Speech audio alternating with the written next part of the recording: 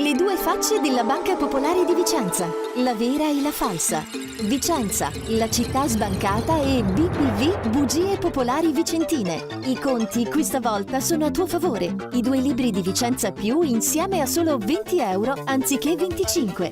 Li trovi in coppia solo su Amazon e sullo shop di vicenzapiù.com. Vicenza, la città sbancata e BPV, bugie popolari vicentine. E ti sarà tutto più chiaro sul crack vicentino del secolo. A 20 euro su Amazon e sullo shop di vicenzapiù.com. Avvocato Sergio Calvetti, vediamo, qui non si vede ma è pieno di carte su questo tavolo, quindi è un avvocato che lavora allora, insomma, no?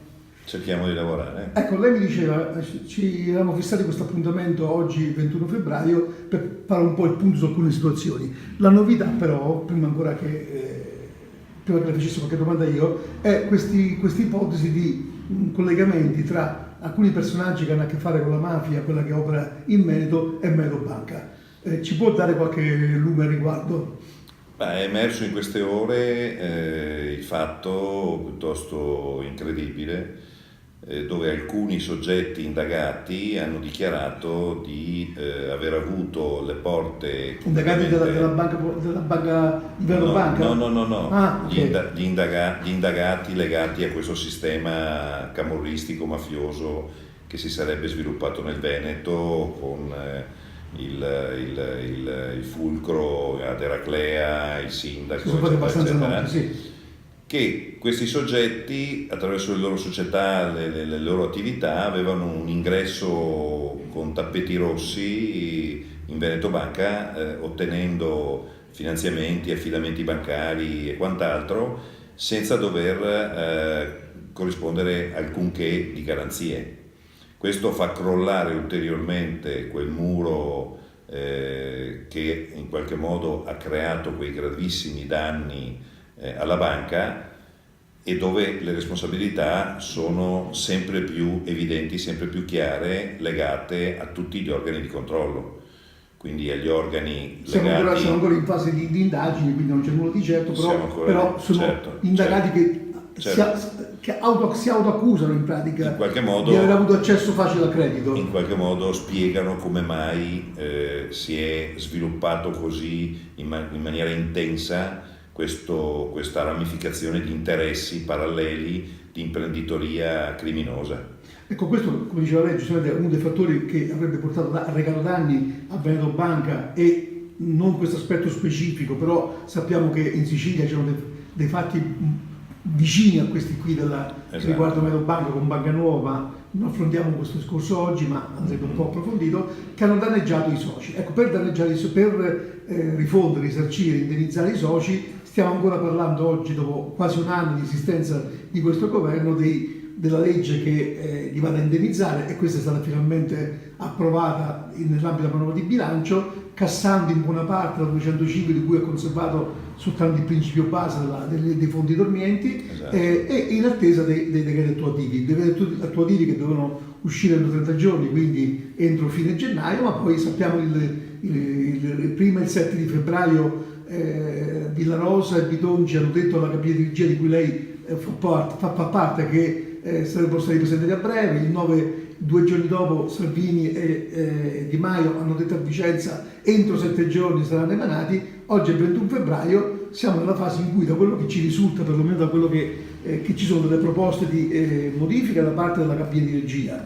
che raccoglie un gruppo di legali e un bel numero di associazioni, e poi ci sono altre proposte che nascono dal raggruppamento di Don Torta, Armando, Ugone e così via, che abbiamo commentato in altra sede. Se lei potesse fare una sintesi della situazione, oltre che da difensore, più che sintesi, esatto, proprio potrei dire che in questo momento siamo nel silenzio più totale, nel senso che a fronte della famosa lettera pervenuta dalla Commissione europea che chiedeva ampie e precise spiegazioni sull'attuabilità e la possibilità di corrispondere denari in modo orizzontale verso tutti, sappiamo solo che si è ulteriormente discusso sul metodo attuativo del decreto che consente il ristoro agli azionisti, però per il momento non è pervenuto assolutamente nulla, né il testo definitivo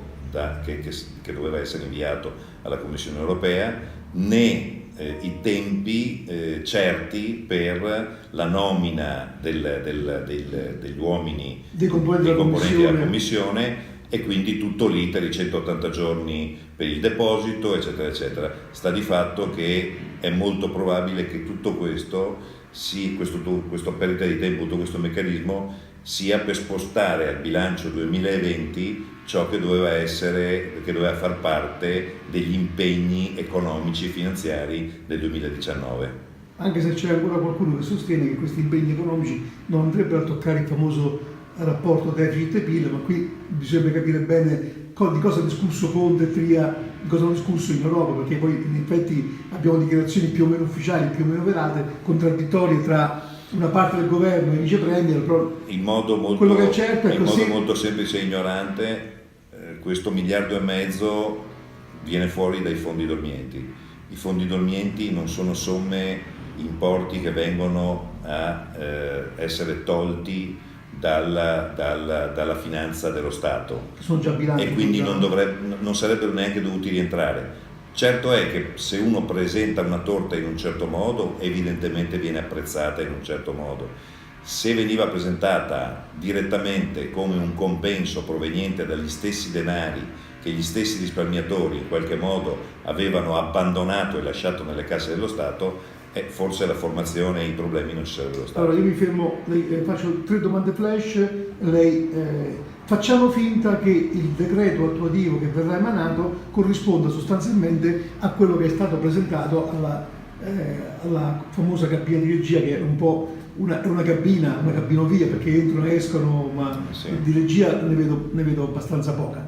Io ho notato 3 punti che mi lasciano un po' perplesso. C'è nella premessa, nel comma 493 della legge istitutiva del fondo, la 145, sto andando bravo per l'avvocato, sì, c'è scritto che verranno stanziati 525 milioni all'anno per ognuno dei 3 anni 2019, 2020, 2021. E nell'articolo, sono mata a memoria, mi sembra 503, viene detto che a bilancio nel 2019 vengono messi 500 milioni, 525, sì, ma meno di 25 già imputati dall'altra legge, sì, diciamo, e non fa cenno a ulteriori finanziamenti, perché nell'ultimo articolo c'è l'ipotesi che si debba rimpinguare il fondo, quindi questo è un aspetto, cioè per 3 volte 525 milioni possibilità, stanziamento di 525 milioni e poi forse la possibilità di rimpinguarlo nel caso che serva. Questa è una curiosità nei suoi confronti. L'altro è che nell'elenco degli aventi diritto all'indennizzo sono spuntati in questo decreto, sono spuntati quelli definiti come aventi causa, quelli che avessero acquisito azioni, titoli anzi, delle banche interessate nel periodo che va dalla messa in liquidazione fino alla domanda dell'indennizzo. Ultima, così, se rimanessimo a questo decreto, lei accennava 180 giorni, la procedura sarebbe: verrà emesso questo decreto o quello che sarà, poi passeranno 45 giorni per un nuovo decreto, che è quello poi che la deve nomina dei poi componenti. ecco, ma da quello che si legge, i 180 giorni a cui lei faceva riferimento non sono né dal primo né dal secondo decreto, sono da quando verrà formalizzata la nomina quindi si però parla del prossimo anno. La scaletta dovrebbe essere nomina dei componenti, i quali componenti dovrebbero predisporre il modulo di richiesta. A quel punto, inviato il modulo di richiesta, cominciano a decorrere i 180 giorni per la presentazione delle domande individuali, e decorsi i 180 giorni l'esame da parte della Commissione, e quindi un 2020, diciamo, nel caso migliore quello che 2020. dicevo Sì, prima. infatti, quindi mi ha risposto a questo aspetto, se rimanesse attuale. Sul problema dei 525 stanziati, eccetera, cioè per me, io sono uno abituato a vedere sempre le cose in buona fede, secondo me lì c'è semplicemente un errore di interpretazione, nel senso che a bilancio per quest'anno sono stanziati 525. Okay.